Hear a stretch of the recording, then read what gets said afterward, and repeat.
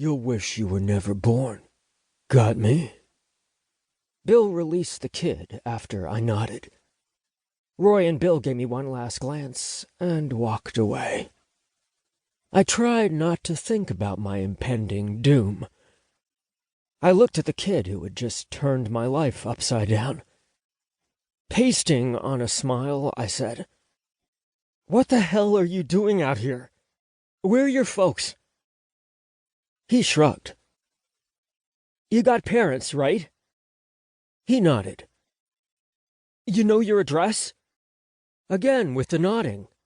Had I rescued a bobblehead? "Can you tell me your address?" He shook his head. "Why?" Finally, he talked. "You're a stranger. Pop says I can't talk to strangers and to never tell them where I live because of who I am. People would want me and I'm too cute. He says I'm kidnapping material." I couldn't help the chuckle that escaped. "You are cute, I'll give you that. Can you tell me how old you are?" 8.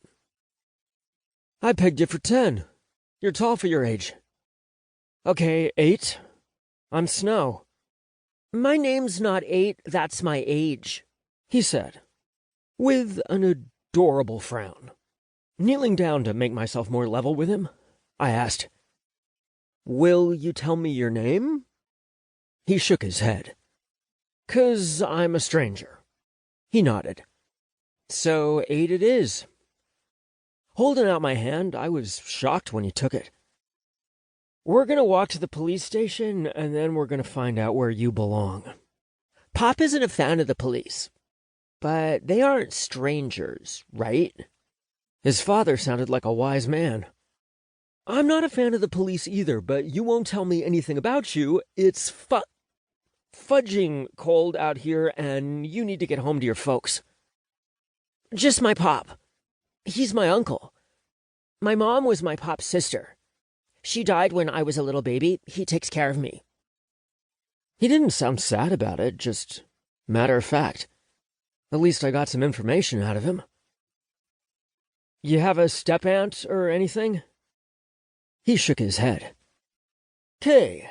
Well, there's a precinct a couple of blocks north. They'll get you home." He pulled on my arm when I started to walk. "What's up, buddy? The mean guys?" His lip quivered slightly, and the fear was evident in his eyes.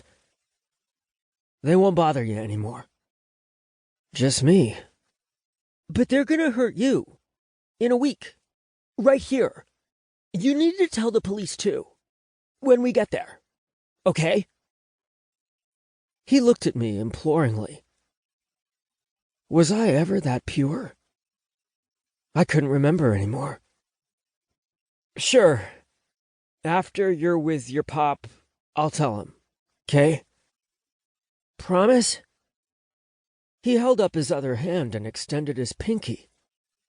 Shit. "I promise." When I took a step, he tugged again. "You got a pinky promise. You can't ever break a pinky promise.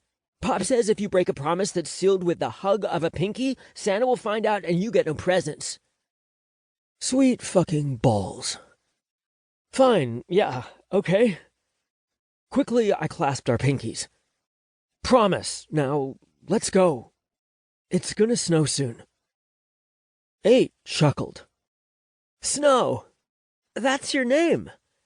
Your pop name you that?" That was just funny. My pop gave me a lot of things. A beating, bruises, nightmares, and a boot in the ass. Nah, I got it from my friends. It's a nickname. Like 8 is yours.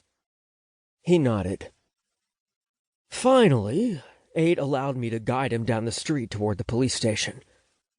He talked about his dog, his room, and how amazing his pop was the whole way. Chapter 2. Christopher. I was in a meeting with my associates when Tom, my new driver, interrupted to let me know my nephew had gone missing.